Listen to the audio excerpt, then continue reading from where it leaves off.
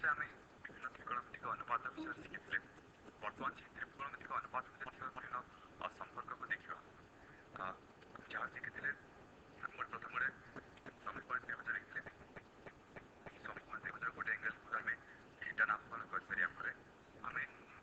6टी अनुपात विषय शिखी जमीक sin theta हूँ थीटार सम्मुखीन आम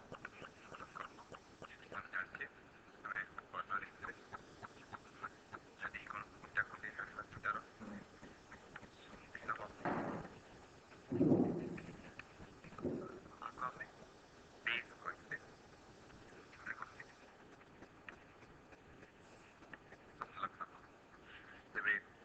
जेहेतु 3टी बाहु अच्छे 3टी बाहु भितर 6टी अनुपात संभव होता से जो आम ना sin थीटा cos थीटा आम p by h हिसाब नामकरण करते tan थीटा जोटा कि d by cot theta p by sec theta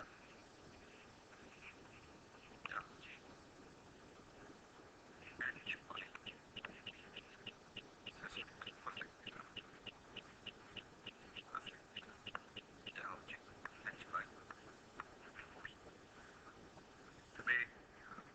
बर्तमान देखा ये 6टी जाक अनुपात सब स्वतंत्र ना किसी संपर्क अच्छे प्रकृत देखा किसी संपर्क अच्छे तेरे से त्रिकोणमितिक ये अनुपात संपर्क कौन जदि तुम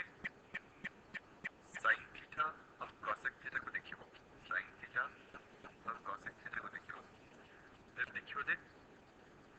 sin थीटा हूँ p by h तो cosec थीटा हूँ h by p तेरे जदि जन